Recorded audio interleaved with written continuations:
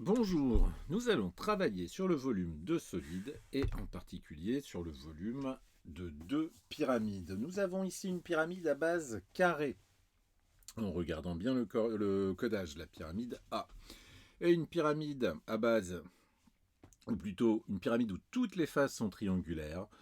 Donc finalement on peut prendre chaque face comme base.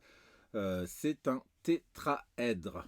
Allez, c'est parti pour la correction de la première pyramide. Allez, voici cette première pyramide. Donc ici, la base est carrée. On voit bien le codage de l'angle droit.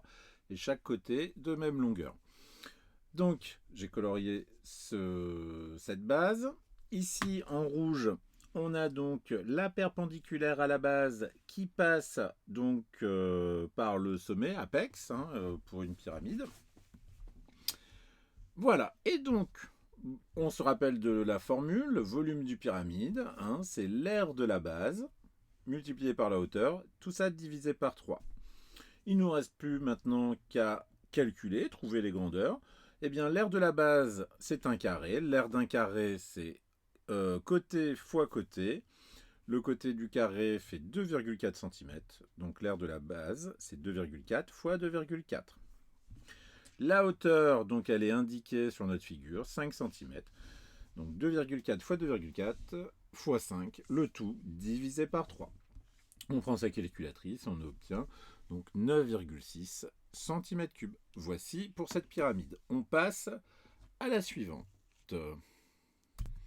Allez, notre deuxième pyramide, le tétraèdre. Toutes les faces sont triangulaires. Donc ici, finalement, ce qui est intéressant dans le tétraèdre, c'est que chaque face peut servir de base. D'accord? Contrairement aux autres pyramides, à base carrée ou autre, où c'est la face qui n'est pas triangulaire qui est la base. D'accord? Ici, donc chaque face peut servir de base, mais dans notre exercice, on ne peut utiliser que la face ici coloriée en vert parce que c'est la seule sur laquelle on a assez d'informations pour calculer son aire. Effectivement, l'aire de la base, donc ici, comme la base est un triangle, c'est l'aire du triangle. L'aire du triangle, c'est la longueur d'un côté multipliée par la hauteur associée. D'accord? La hauteur associée, c'est la perpendiculaire à ce côté qui passe par le sommet opposé. Alors, petite remarque, pour une pyramide, on parle de l'aire de la base, et pour un triangle, on parle de la base fois hauteur. Donc, c'est vrai qu'on utilise un peu les mêmes mots. Pour l'aire d'un triangle, ce qu'on appelle base, c'est la longueur d'un côté. D'accord? Donc ici, l'aire de ce triangle, c'est 4 cm, la base, multipliée donc par la hauteur associée, et tout ça divisé par 2. On n'oublie pas. La hauteur, elle est indiquée ici, perpendiculaire à notre base, et qui passe par l'apex, le sommet, on va dire, de la pyramide.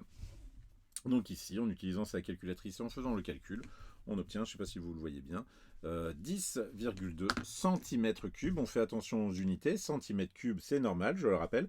On multiplie des centimètres par des centimètres par des centimètres. D'accord? Voici pour cet exercice.